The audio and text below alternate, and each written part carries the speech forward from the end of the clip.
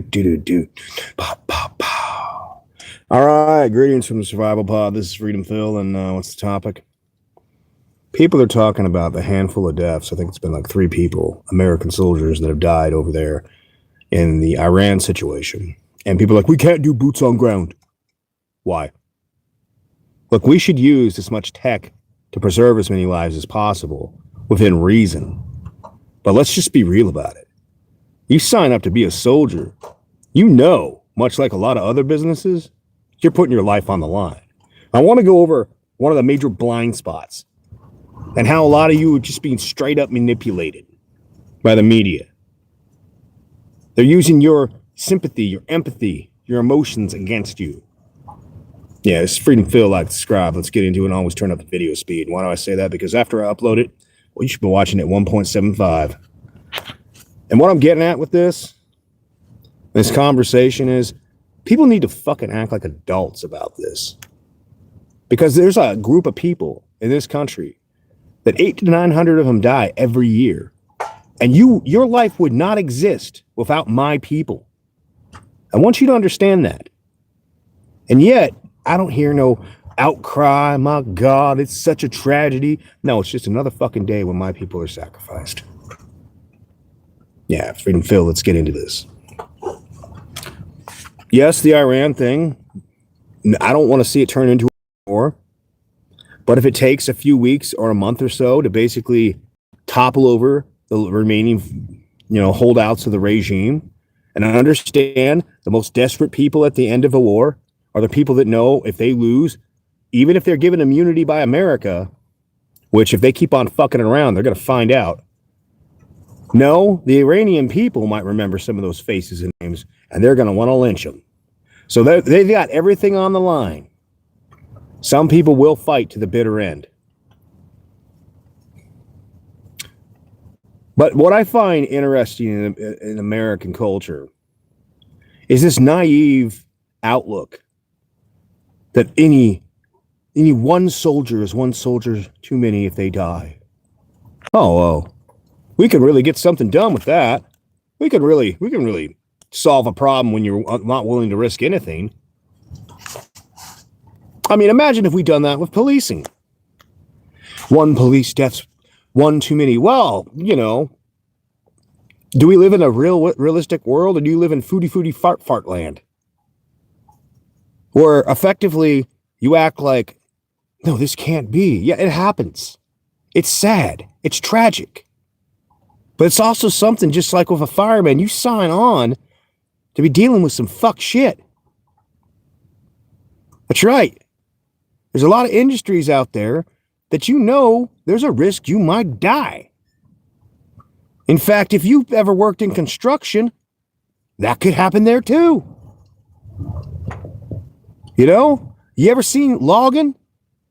Sometimes that big cable, the choker, it breaks and shit goes flying and someone might die. You gotta be fucking aware of what's going on. If you look, for instance, at the soldiers and the amount of death that used to happen in previous wars, and then you add up all the deaths between Korea, Vietnam, the Gulf War, Afghanistan, and Iraq, it's their irony that we have more people dying on the streets from fentanyl overdoses than died in all those wars. Those are multiple years of wars. We're talking 1 year fentanyl deaths. There's a second order effect that if you're in action, if you refuse to act to do something about the problem, for instance, the situation going on with Iran, because understand, if you're a good Christian soldier or just a normal person who doesn't want to have to believe in anything, well, guess what? You remember when Africa was less insane? Well, probably never. But where you see wholesale Christians getting butchered, genocided, ethnic cleansing, religious theocratic cleansing. You either convert or die. There's a jihad going on right now. And where do you think the motherfuckers get the money for the guns and the weapons and the stuff for that? Oh, what for a country like Iran? What about Hezbollah, the Houthis, You know, the shit. What about the shit going on in Palestine? How much of this is being funded by Iran? See, you could sit there and say, well, we can't, we lose one soldier. That's one soldier too many. Meanwhile, in America, my people, truckers, 800 to 900 of them die every year on the road. They don't go home to see their kids because they're dead. We ain't got shit to say about that, just like all the other workers. It's just, oh man, that's sad. Now here's Tom with the weather. We move on that quick. But the media wants to show you a situation where, my God, did you know a soldier could die in Iran? Did you know you could probably die in the military in America on some dumbass accident? You know, we should actually look into that at some point. When it's all said and done with Iran, and hopefully this has not become a forever war, and I don't think, you know, that move that Iran did very early into the game, and I understand why they did it. They immediately fired a bunch of rockets and missiles at a bunch of targets like airports, military bases. They basically hit a bunch of Gulf countries, which if you had sympathy for Iran war, that last ditch effort you just did basically told all the other Gulf states, yeah, fuck these people. Fuck them. You know? So I don't believe this is going to become a forever war. But for people to be so fucking naive in America to sit there being like, we can't put boots on the ground. One soldier's one too many. We have technology. We have a lot of drones. We have a lot of stuff. But occasionally you do have to go in there. You do have to go in and actually use soldiers. That's just fucking reality. Just like it's a sad statistical tragic reality with trucking that 800 to 900 truckers don't go home every year. And if we didn't have those drivers driving all that freight across the country, your life would cease to fucking exist. Now, I'd say, I'm going to estimate, we're probably going to lose less than 800 to 900 soldiers in this conflict over there. Probably less than that. Now, does it make it sad? No, it's still sad. But that doesn't negate the factor that when you take that job, there might come the day that when you're called to service, you're activated, and it's like, hey man, it's game on. And that is part of the reason when it comes to a lot of these things, we need to use the technology we have, be as swift and brutal as possible. But if they're going to try to emotionally manipulate you, talking about a handful of dead soldiers, and sometimes it's friendly fire, which is fucked up, then you best take a look around at all the people that keep your life going in America. Your truckers, your policemen, your firemen, your loggers, people working in the mining industry, the steel industry. There are a lot of people that don't go home. Now, if you're not gonna pull out your hair and wail on the streets for them, then please tell me why the hell you're doing it for a situation where we're taking out what is effectively a long term. We've been at war with Iran since the 70s. We just weren't fighting them. Iran was always subsidizing terrorism all over the fucking world. And you could argue the terrorism that they were funding back during the Iraq and the Afghanistan war, yeah, wild thought there. That terrorism they were funding is part of the reason it was such a pain in the ass in those countries. Now, if you just think about it for a second, if you fail to act, that doesn't mean there isn't outcomes for your inaction. If we had left Iran there, sooner or later they would have got a nuke. You can't guarantee that the next administration, there could be something tragic, some scandal that happens with the Republicans, and then we get some pussyfooting Democrat. Then it says, no, Iran's just fine. Peace, man. Yeah, we want you to do a peaceful nuclear program. No nukes. No. That is the problem with America. Thank God we got a president that's actually willing to go out there and say, yeah, we need to do this. And yeah, I don't know if you've noticed this.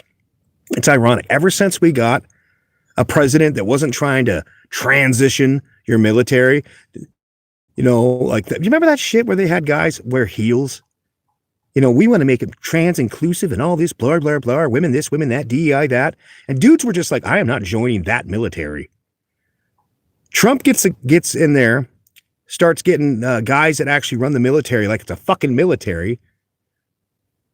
And surprise, more recruits. Isn't that the damnedest thing? When it looks like the military, and by the way, this is one of the reasons. We're all tired of forever wars. But if you look at the forever war as a business, not a war, that's the way you should look at it. You should look at a lot of our style wars. Some of them, we were in fuck shit situations like Vietnam and Korea. We were fighting against the people themselves. Hey, we want to keep you west, keep the communism out of here. So you got half the country that actually supports what they're fighting to achieve. And the other half wants to be what we are. That is not the case in Iran. You're talking something like 80% of the people hate the fucking mullahs. And you know what? How many of the mullah supporters will just tuck their tail between their legs? No offense. Will just be like, you know what? That's over. And I'm alive right now. I want to be dead.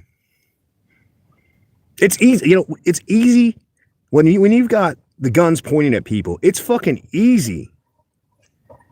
Easy to sit there and talk about how, yeah, I support what the Ayatollah is doing. But once the guns and the people with the ropes are pointing back at you, you'll watch how quickly most of these people over there will roach out. They will roach out.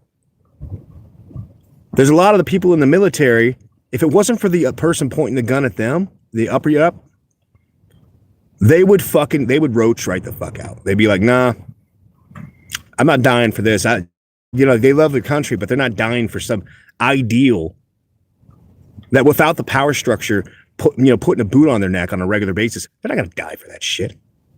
Not to mention, they've basically, the previous regime has basically alienated all the surrounding Gulf states with the recent attacks. Think about that for a second. Imagine if Iran gets, kind of normal. It'll always be the Middle East, but it gets to be normal. Imagine how fucking different it would be over there. Imagine how much time and money we wouldn't have to spend on fucking preventing terrorism all over the world. Then, mind you, there will be other countries that hey, coming soon, parts of Africa, the next Iran. But yeah, we should have done this years ago. And yes, there's going to be a handful of soldiers that die. And they're going to use those deaths to try to manipulate you.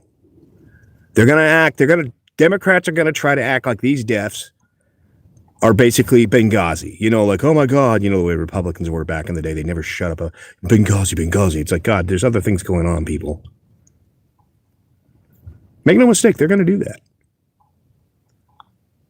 But if you're gonna be that easily duped, that easily emotionally manipulated, then let's just, look at the elephant in the room of, hey, how many people just driving truck, 800 to 900 people don't go home every year? How many officers don't go home? How many firemen don't go home? How many loggers don't go home?